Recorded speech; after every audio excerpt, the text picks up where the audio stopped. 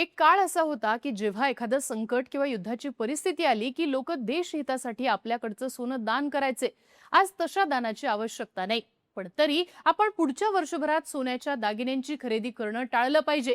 आपण कोणताही समारंभ किंवा कार्यक्रम असला तरी सोन्याची खरेदी करायची नाही असं ठरवलं पाहिजे. हे विधान आहे देशाचे पंतप्रधान नरेंद्र मोदी यांचं. रविवारी 10 मेच्या दिवशी पंतप्रधान नरेंद्र मोदी यांनी देशाला उद्देशून एक मोठं आवाहन केलंय. पुढच्या वर्षभरात सोन्याची खरेदी करू नका असं मोदी थेटपणे म्हणाले. तसंच लोकांनी पेट्रोल आणि डिझेलचा वापर कमी करावा, खाण्याचं तेल कमी प्रमाणात वापरावं, वर्क फ्रॉम होमला प्राधान्य द्यावं असं आवाहन सुद्धा मोदींनी केलंय. मोदींचं हे वक्तव्य अशा वेळी आलंय जेव्हा सध्या जगभरात युद्धाची परिस्थिती आहे. इराण अमेरिकेत सीज फायर झालं असलं तरी युद्ध पूर्णपणे थांबलेलं नाहीये.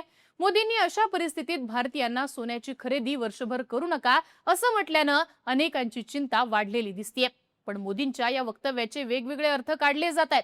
देश मोठ्या आर्थिक संकटाकडे जातोय का? देशामध्ये लॉकडाऊन लागणार आहे का? असे प्रश्न सुद्धा उपस्थित होत आहेत. पण पंतप्रधान नरेंद्र मोदी नेमकं म्हणालेत काय? त्यांनी भारतीयांना सोन्याची खरेदी वर्षभर करू नका असं आवाहन का केलंय? मोदींनी पेट्रोल डिझेलचा वापर कमी करा असं का म्हटलंय?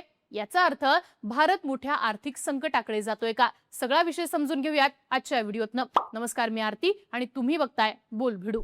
सगळ्यात आधी पंतप्रधान नरेंद्र मोदींनी भारतीयांना काय आवाहन केले ते पाहूयात.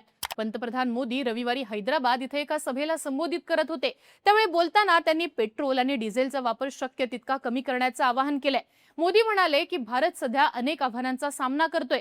मागच्या 2 महिन्यांपासून आपल्या शेजारच्या प्रदेशात मोठं युद्ध चालू आहे. त्याचे परिणाम संपूर्ण जगाला जाणवत आहेत. भारताला सुद्धा याचा फटका बसलेला आहे. भारताकडे तेलाचे मोठे साठे नाहीयेत. भारताला आपल्या गरजा पूर्ण करण्यासाठी आवश्यक असलेलं पेट्रोल, डिझेल आणि गॅस इतर देशांकडून आयात करावं लागतं. युद्धामुळे जगभरात इंधनाच्या किमती वाढलेल्या आहेत. सरकार गेल्या 2 महिन्यांपासून देशाला संकटापासून वाचवण्याचा प्रयत्न करते. तरी जेव्हा सप्लाय चेनवर परिणाम होतो तेव्हा कितीही उपाय केले तरी अडचणी या वाढतच जातात. त्यामुळे आपण या अडचणींचा एकत्रितपणे सामना केला पाहिजे. या संकट काळामध्ये आपण पेट्रोल आणि डिझेलचा वापर हा कमी केला पाहिजे. ज्या शहरांमध्ये मेट्रो आहे तिथं फक्त मेट्रोचाच वापर केला पाहिजे. जर कारनं प्रवास करणं अत्यंत आवश्यक असेल तर कार पुलिंग केलं पाहिजे. ज्यांच्याकडे इलेक्ट्रिक वाहन आहेत त्यांनी त्यांचा जास्तीत जास्त वापर केला पाहिजे असं देखील आवाहन मोदींनी केलंय. यावेळी बोलताना नरेंद्र मोदी यांनी सोन्याच्या खरेदीबाबत एक मोठं वक्तव्य केलंय, ज्याची चर्चा आता देशभरात होतीये. पंतप्रधान नरेंद्र मोदी यांनी भारतीयांना 1 वर्ष सोन्याची खरेदी न करण्याचं आवाहन केलंय. मोदी म्हणालेत की भारतीयांनी देशहितासाठी वर्षभर सोन्याची खरेदी करणं टाळावं. वर्षभरात कोणताही समारंभ किंवा कार्यक्रम असला तरी सोन्याची खरेदी करायची नाही हे आपण ठरवलं पाहिजे असं देखील मोदी म्हणाले. सोबतच मोदींनी भारतीयांना स्वयंपाकाच्या तेलाचा वापर कमी करण्याचं देखील आवाहन केलंय. देशातल्या प्रत्येक कुटुंबानं तेलाचा वापर कमी करावा असं मोदी म्हणाले. याशिवाय सध्याच्या परिस्थितीत परदेशाचा प्रवास हा टाळायला पाहिजे. आपण कोरोना महामारीच्या काळात ज्याप्रमाणे virtual meetings, work from home करत होतो त्याला आता पुन्हा प्राधान्य दिलं गेलं पाहिजे असं देखील मोदी यावेळी म्हणाले. पण या सगळ्याचा नेमका अर्थ काय आहे? पंतप्रधान नरेंद्र मोदींनी भारतीयांना सोन्याची खरेदी वर्षभर करू नका, पेट्रोल डिझेलचा वापर कमी करा असं आवाहन का केलंय ते समजून घेऊयात. तर या सगळ्याचा संबंध आहे भारताचं फॉरेक्स रिझर्व्ह म्हणजेच परकीय चलन साठ्याशी. खरं तर भारत हा जगामध्ये सगळ्यात जास्त सोन्याची आयात करणाऱ्या देशांपैकी एक देश आहे.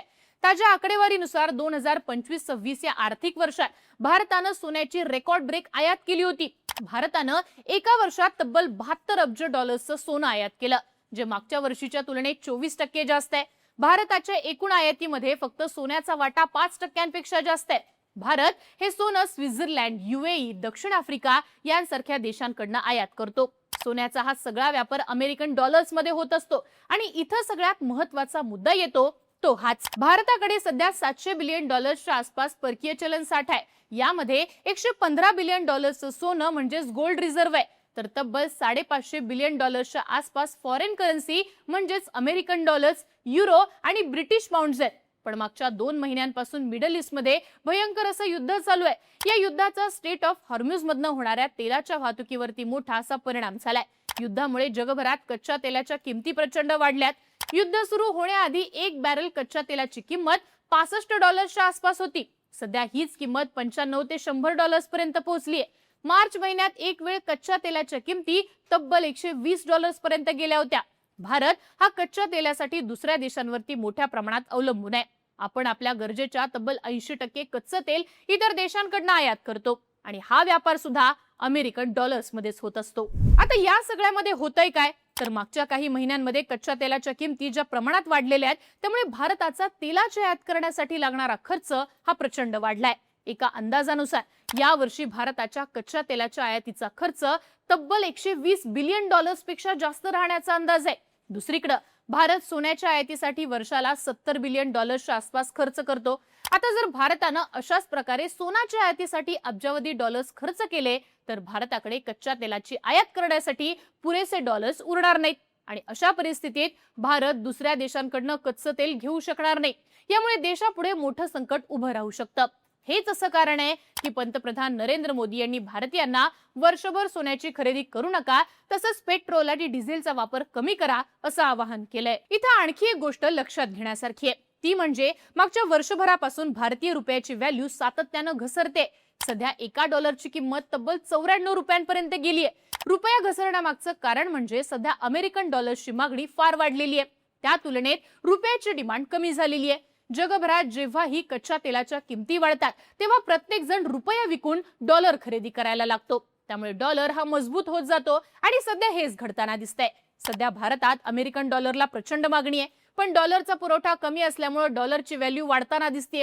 अशा परिस्थितीत डॉलर्सचा पुरवठा वाढवण्यासाठी आरबीआयला हस्तक्षेप हा करावा लागतोय। आरबीआय सध्या आपल्याकडे असलेल्या परकीय चलनाच्या साठ्यातनं डॉलरची विक्री करतंय आणि बाजारात डॉलर्सचा पुरवठा वाढवतोय। अशा प्रकारे आरबीआय कडे असलेलं परकीय चलन रुपयाच्या घसरत्या व्हॅल्यूला सावरण्यासाठी खर्च होताना दिसतंय। त्यामुळेच आता सरकारनं सोन्याच्या आयातीसाठी जे परकीय चलन खर्च होतं ते कमी करण्याचा निर्णय घेतलाय आणि यामुळेच पंतप्रधान नरेंद्र मोदींनी भारतीयांना वर्षभर सोन्याची खरेदी करू नका असं आवाहन केलेलं आहे। आता मोदींच्या या आवाहनाचा अर्थ देशामध्ये लॉकडाऊन लागणार असा होतो का, तर सध्या तरी तशी परिस्थिती नाहीये, कारण भारतात सध्या इंधनाचा तुटवडा नाहीये।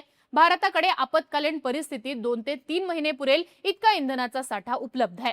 पण सध्या कच्च्या तेलाच्या किमती ज्या प्रमाणात वाढतायत, सोबतच भारतीय रुपया ज्या वेगाने घसरतोय, त्यामुळे भारताला आपला परकीय चलन साठा सोन्याच्या आयातीवरती खर्च करायचा नाहीये। रिपोर्ट्सनुसार भारतीयांकडे आधीच मोठ्या प्रमाणात सोनं साठवलेलं आहे। भारतीय कुटुंब आणि मंदिरांकडे तब्बल 50,000 टन सोन्याचा साठा आहे। याची किंमत अंदाजे 10 ट्रिलियन डॉलर्सच्या आसपास आहे। अमेरिका आणि चीन हे 2 देश वगळले तर जगातल्या प्रत्येक देशाच्या जीडीपी पेक्षा भारतीयांकडे असलेल्या सोन्याचं मूल्य हे जास्त आहे। पण याचा उपयोग सरकारला होत नाही, कारण आपत्कालीन परिस्थितीत गुंतवणूक म्हणून सोन्याचा फारसा उपयोग होत नाही असं तज्ञ सांगतात। म्हणूनच देशाचा परकीय चलन साठा वाचवण्यासाठी सोन्याची आयात कमी करण्याचा प्रयत्न भारत सरकारचा आहे। सरकार हा वाचवलेला पैसा कच्चं तेल आणि इतर जीवनावश्यक वस्तूंच्या आयातीसाठी वापरणार आहे, पण हे तेव्हाच होईल जेव्हा भारतीयांकडून सोन्याची मागणी ही कमी होईल। त्यामुळेच आता पंतप्रधान नरेंद्र मोदी यांच्या आवाहनाचा काही परिणाम हा भारतीयांवरती होतो का, भारतीयांकडून वर्षभर खरंच सोन्याची खरेदी थांबवली जाईल का, हे पाहणं महत्त्वाचं असेल। तुम्हाला या सगळ्याबाबत काय वाटतं?